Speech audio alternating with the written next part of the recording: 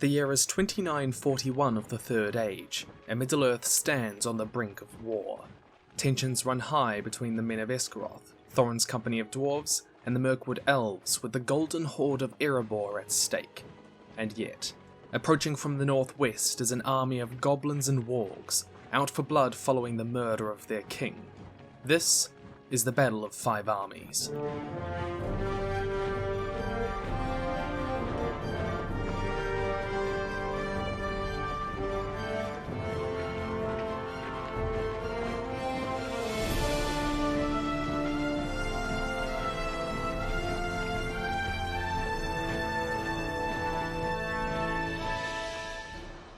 In the year 2770 of the Third Age, the mighty dragon Smaug descended upon the dwarven kingdom of Erebor, hearing of its vast hidden riches in gold and gemstones.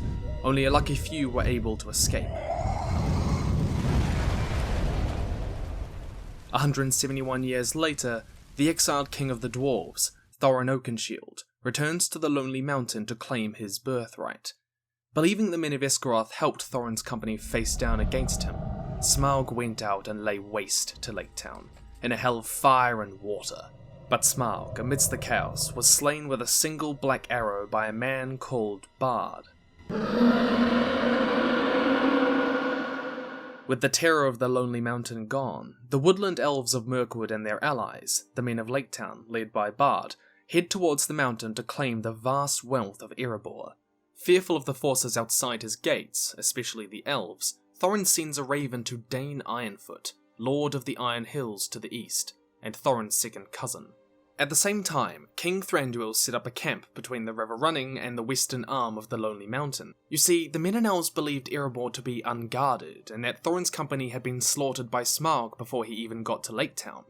But they found them very much alive and the single entrance to Erebor fortified with a wall of stone. Surprised, Bard arrived with a company of spearmen and demanded 1/12 of the treasure of Erebor for the people of Lake Town, for not only had he slain the dragon Smaug, but it would help rebuild his town, and much of the treasure that lay there had once belonged to his people. Unable to trust Bard with an elven camp led by King Thranduil right outside Erebor, Thorin refused to hand over any riches. Begone!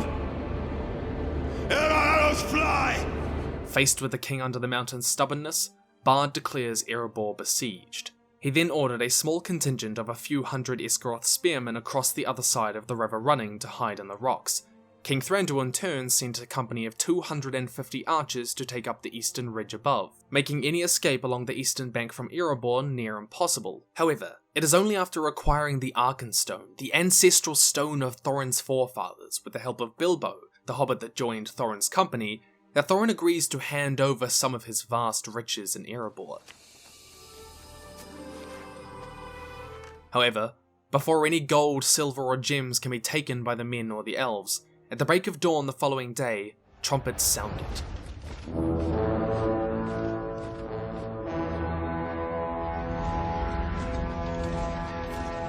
A host of 500 heavily armoured dwarves arrived on the eastern ridge of the Lonely Mountain, led by Dane Ironfoot. They were armed with heavy pickaxes, broadswords, and large round shields. Most of them would have been experienced, veterans of the War of the Orcs and the Dwarves, just over a century earlier. Thorin's strategy was simple. If this small but experienced force could enter the mountain, then they could survive any siege by the elves and men. A heavily manned entrance would provide a bloody choke point for enemy forces, nullifying their numerical advantage. At the same time, they could open one of the other entrances to Erebor that had been destroyed by Smaug, allowing them to flank the enemy with raiding parties, and forcing Bard and King Thranduil to encircle the mountain, which they did not have sufficient forces for. Bard knew this, and he could not afford to let Ironfoot's forces reach Thorin. The 500 dwarves then began moving along the eastern bank towards Erebor. The elves and men prepared to ambush them from the right, before the dwarves suddenly veered to charge across the shallow river. They had caught wind that the elves were withholding the Arkenstone, the most precious stone of all, and they had grown angry, vengeful. The elves and men had not been prepared for such an attack, and their eastern flank was unformed and loosely guarded. The elvish archers began firing from the upper ridge, and the Esgaroth spearmen charged out of hiding for the rear of the dwarves. They would be taken entirely by surprise, outnumbered and encircled. But before the forces could clash, legend has it that a storm gathered overhead, lightning cracked, and Gandalf the Grey appeared suddenly between them, demanding that they halt in his thunderous voice. Gandalf had learned that a vast army of goblins had gathered in Mount Gundabad, and they were marching around between the southern and eastern arms of the Lonely Mountain, hoping to take dominion of the north from the men and the elves, as well as seeking vengeance for the death of their king earlier that year, the Great Goblin. Realizing there was a greater threat at hand that faced them all, the armies of the men, elves, and dwarves marched to meet this new foe fast approaching. Their strategy was rudimentary, but simple.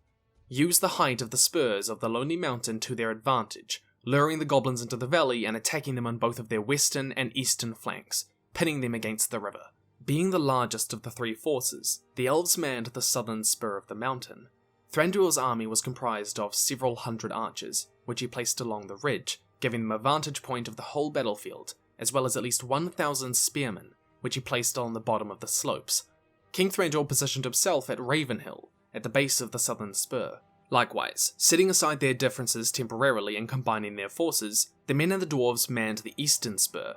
The couple of hundred Esgaroth archers positioned themselves along the ridge, while the remaining light infantry of the men of Laketown and the 500 heavy infantry of the dwarves set up a position on the slopes. Bard also sent a small company to the ruined city of Dale, where the goblins would likely strike first. It turned out that Bard was indeed correct, and the vanguard of the goblins was a cavalry company comprised of wolf riders. They rode into the streets of Dale, and while they were narrow enough to prevent any cavalry charge, Bard's small company defending the city was quickly overrun, and their remnants fled to the two sides. The main body of the goblin force, led by Bolg, son of Azog, then flooded into the valley as planned. Bolg's army was comprised of several thousand light infantry, an unknown number of war cavalry, and a flock of vampiric bats in the skies. It was the elves that attacked first, and Thranduil's forces charged, sending volley after volley of arrows at the goblins. The goblins were caught by surprise with this move. They believed that they would be the ones to catch the men, elves, and dwarves at unawares, and their forces were relatively unorganized in comparison. And though the elves managed to press hard against the goblins, eventually Bolg's forces managed to push the elves back towards the spur. It is at this time that Dane's 500 heavily armed and trained dwarves charged, crying Moria, the name of their fallen kingdom all those years before. The men of Laketown joined them on their northern flank. The goblins were then thrown into disarray, pinned between two enemy forces and frantically trying to fend off them both. This allowed the elves to press in closer again, and in the chaos, the goblins lost control of dozens of their wargs, these wild wolves then turning and feasting on the goblins within their own ranks. Victory seemed to be close at hand as the goblins fled from the valley, until the elves, men, and dwarves realized that they too had been flanked. A string of goblins had scaled the mountain behind the spurs, and they were now firing down upon them with arrows, crawling down the mountainside to slaughter them on the ridges. The loosely defended mountain spurs were in chaos. The elves were pushed back all the way to Ravenhill, where King Thranduil was making his final stand. At the same time, Bard's forces were almost entirely slaughtered on the eastern spur, and no longer afraid of their arrows, large vampiric bats fed on the footmen on the ground, harrying them from above. The forces of the Free Peoples were fractured, and they were no longer able to support one another on the battlefield. At this point, though, trumpets sounded.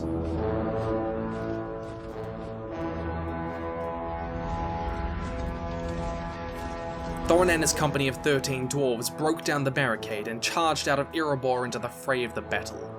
Elves, men, and dwarves rallied to him in an arrowhead formation and plunged into the goblin forces. This worked for a time, being both reinvigorated in seeing their king, and it was a surprise to Bolg. Thorin then confronted Bolg himself, the leader of the goblins, and the company engaged in a bloody and fierce battle with his bodyguards. But eventually, the forces of the Free Peoples were scattered, and Thorin and his company were completely surrounded by the enemy. It is here, in the direst hour of battle, that Thorin Oakenshield was dealt a mortal wound. It is unknown if it was one of Bolg's bodyguards, or Bolg himself, that dealt that final blow, but Thorin was struck down on the battlefield, unable to fight anymore. His two nephews, and the last of his line, Fili and Kili, went to defend their fallen uncle and king on a small hill, but cut off from their allies and surrounded by their enemies, Bolg killed them both on that fateful day. It seemed all of Thorin's company were doomed to the same fate until the heavens broke with light, and a host of eagles descended, throwing the goblins from their high points on the mountain. This attack freed the elves and men on the spurs to help their dying brethren in the valley. They swept in, arrows and spears flying, crashing into the goblin flanks. However, still outnumbered, the battle could have been lost if not for Beorn, who came from the south and slammed into the goblin rear, unstoppable and ferocious in his mighty bear form. He tore through their ranks and lifted the mortally wounded Thorin from the battlefield, taking him to safety. Seeing the creature take his kill from him, Bolg and his bodyguards went to face down against Beorn, and Beorn fought tooth and claw with the gigantic goblin, but Bolg was no match, and he was crushed beneath Beorn's foot. With their leader killed, the goblins began to scatter, turning on their fellow houses, clans, and tribes, held together only by that one figure. Those with wargs fled, but others were hunted and slaughtered.